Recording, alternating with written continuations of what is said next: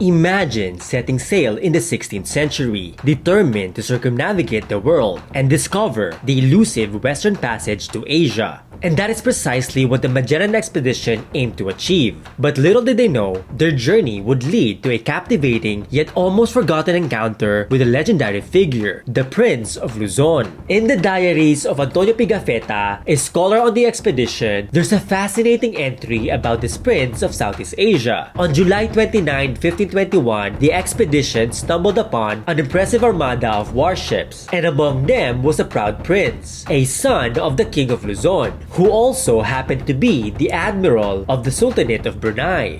But how exactly did this epic encounter unfold? What exactly happened next? This is the story of how the Europeans abducted my ancestor, the fearless young Prince of Luzon, and how this abducted prince and a freed slave saved Magellan's expedition and the first circumnavigation of the globe.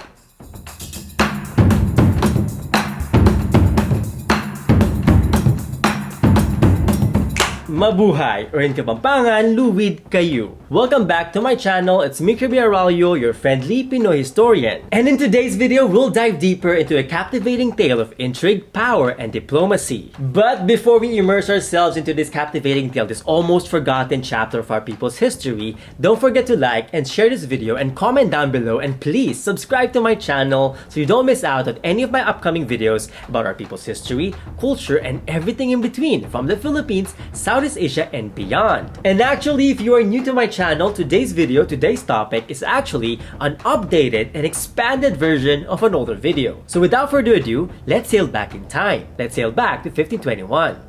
It was the year 1521, and the world was in the midst of an unprecedented expedition led by the intrepid Portuguese explorer sailing for the King of Spain, Ferdinand Magellan. Under the command of Magellan, the expedition set off from Spain in 1519, eager to find the western route to Asia. And after a treacherous journey across the Atlantic and the Pacific Oceans, they eventually made their way to the heart of the spice trade, to Southeast Asia, where a young prince held the keys to an emerging maritime empire. But tragedy struck when Magellan was killed in the Battle of Mactan in April 1521, leaving the Basque navigator Sebastián-Elcano in charge of the dwindling expedition with only 2 ships remaining. But the crew pressed on, driven by the desire to fulfill their mission. They continued their journey facing storm, hunger, and exhaustion, and then fate intervened in an unexpected encounter. On July 29, 1521, the Spaniards, still reeling from the loss of their leader Ferdinand Magellan,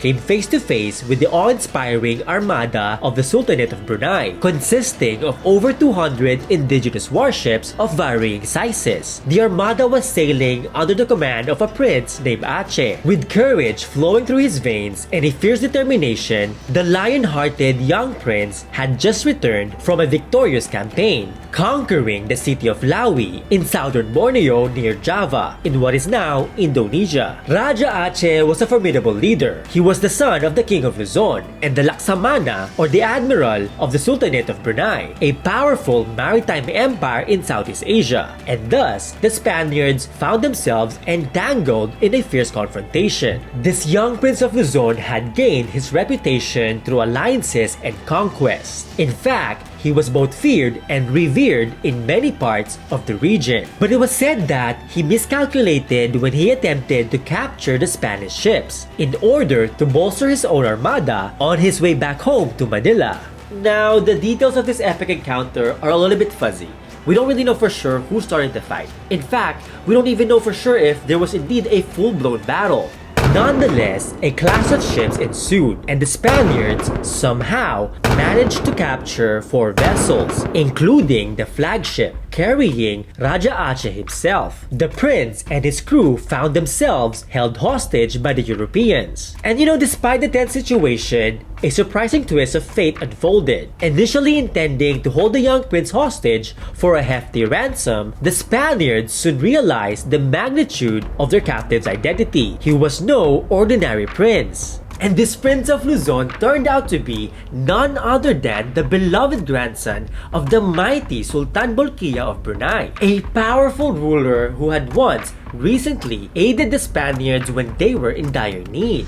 Because just a few weeks prior to this encounter, when the Spaniards needed help, when they were starving and ran out of provisions, they sought the aid from the Sultanate of Brunei, and they were allowed by the Sultan of Brunei to disembark at one of Brunei's ports, where they were warmly welcomed and fed by the locals. In other words, the Spaniards owed their survival to the locals and the benevolence of the Sultan of Brunei. Now, Rája Aché himself was also no ordinary ruler. He was the future King of Luzon, who was actually on his way back home to reclaim his rightful throne. Unknown to many, from the 1400s to the 1500s, the Kingdom of Luzon held a prestigious position in a vast, vibrant, and well-established maritime trading network that linked Southeast Asia, China, Japan, India, the Arab world, Africa, and beyond. And during his lifetime, Rája Aché's people, the Luzones, were often mistaken for Chinese traders in other parts of the world due to their lucrative monopoly on the maritime trade with China. Because during the Ming Dynasty of China, sea trade with the rest of the world was officially banned, except for the Kingdom of Luzon, and their ships were a familiar sight in the bustling ports of China, Japan, and Southeast Asia, trading sought-after commodities and forging diplomatic ties.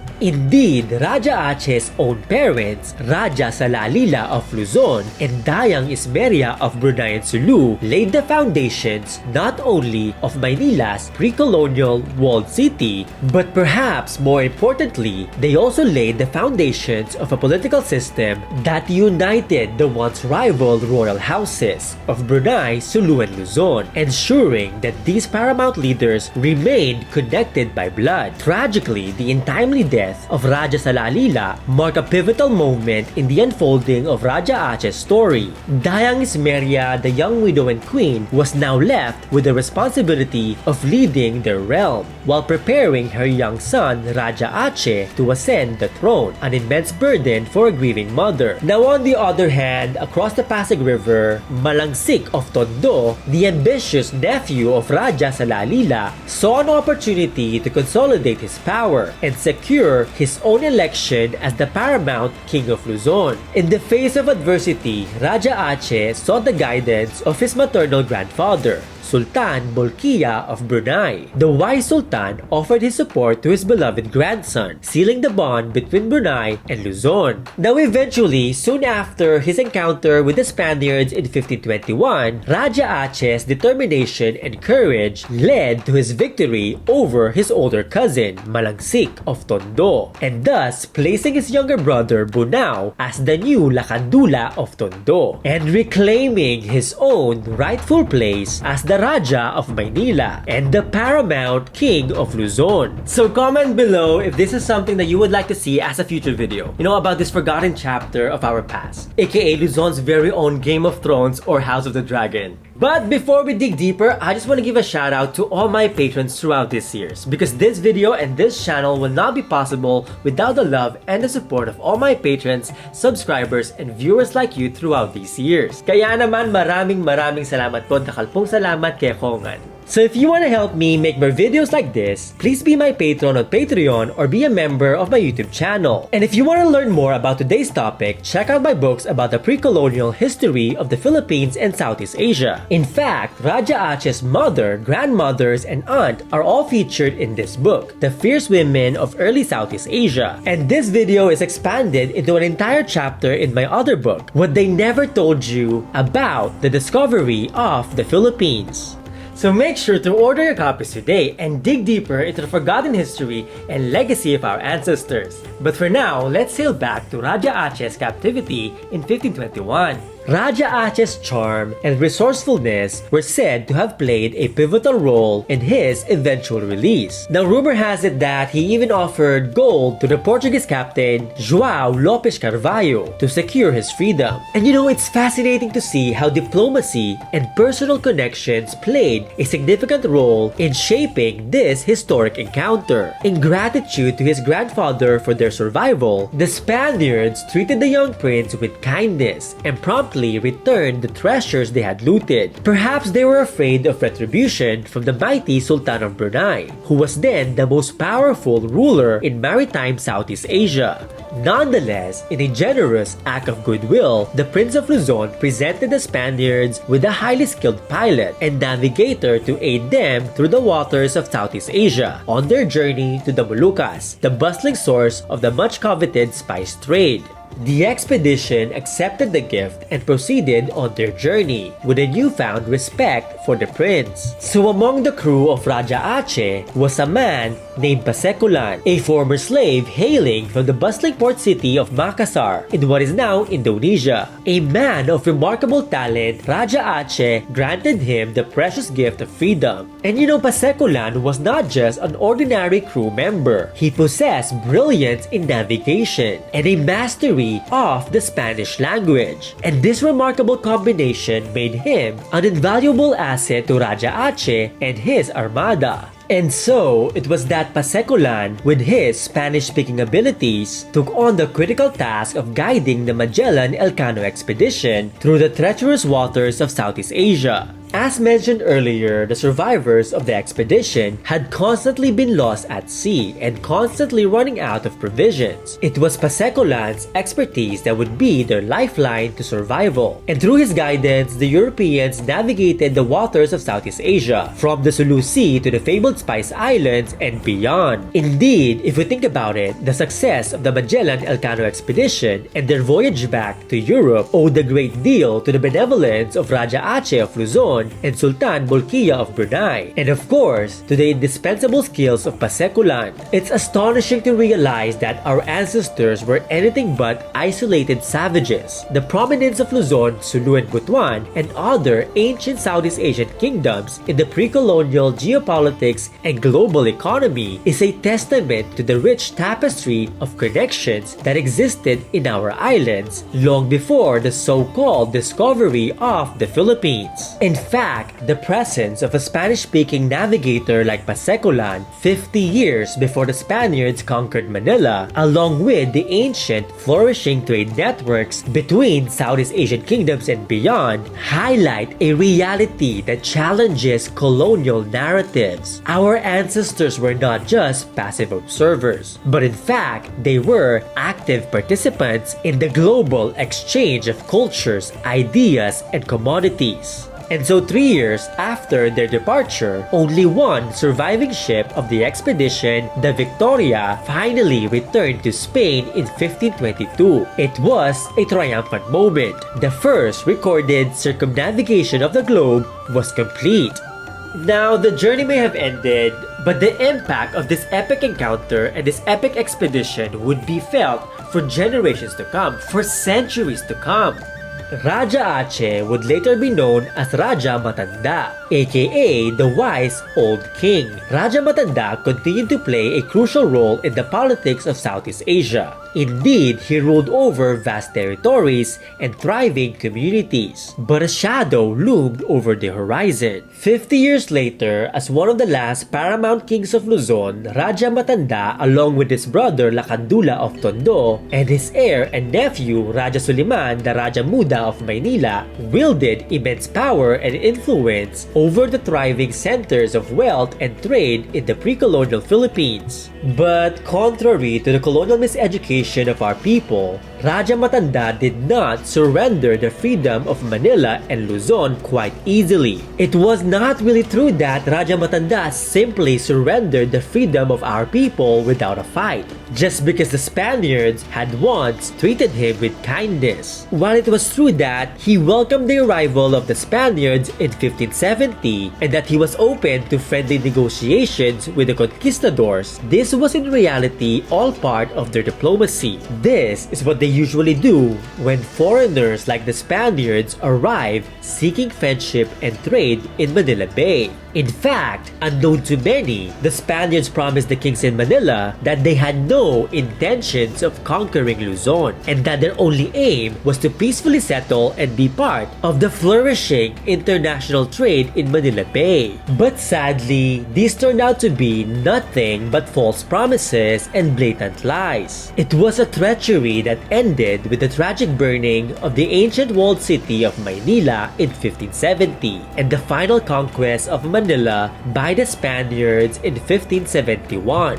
It marked the end of an era as the Spaniards began to conquer and pillage the once prosperous kingdoms of Luzon. And I'm also planning on expanding and updating my old video about this topic on how the Spaniards conquered Manila, along with my upcoming series on how the Spaniards conquered the Visayas. So stay tuned for these upcoming videos coming very soon.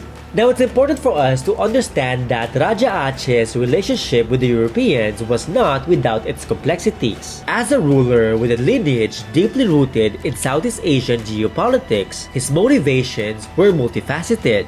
One can only imagine the delicate balance Rája Aché or Raja Matanda had to strike as he navigated through his own historic encounters with the Europeans. For while his aid to the expedition was a pragmatic measure to ensure his own survival and that of the Europeans in 1521, and later welcoming them as diplomats and traders in 1570, he also had his own ambitions, and more importantly, his own responsibilities as a paramount ruler. The alliances between the kingdoms in Southeast Asia were intricate webs of political and economic relationships. Rája Aché's marriage to a princess from Brunei and his role as the prince who later reigned as the revered Raja Matanda, the king of Luzon, carried immense significance, interweaving the destinies of Luzon, Brunei, Sulu, and the surrounding region. From the heights of political power to the depths of maritime trade, the history of our ancestors had always been intertwined with the world's great empires and civilizations. For example, the Kingdom of Luzon once held a monopoly of maritime trade with China,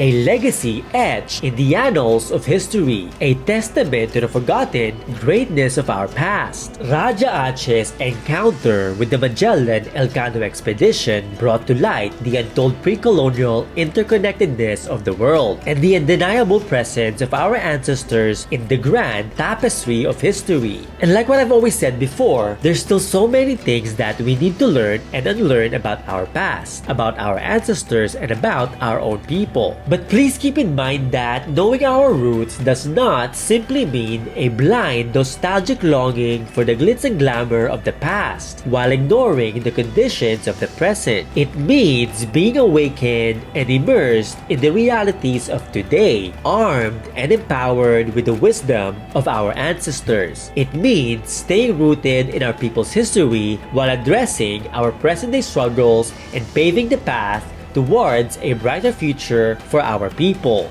And that is it for me today, so let me know what you think about today's topic in the comments below. And remember to explore the list of resources below for more fascinating details about this incredible chapter in our people's history. And of course, if you like this video and learned a thing or two, don't forget to like, share this video, comment down below, and please subscribe to my channel for more content on history, culture, and everything in between. Maraming salamat po, or in Kabampangan, dakalpong salamat kay Hongan, or in Bahasa Sug, magsukol tuod kay mo.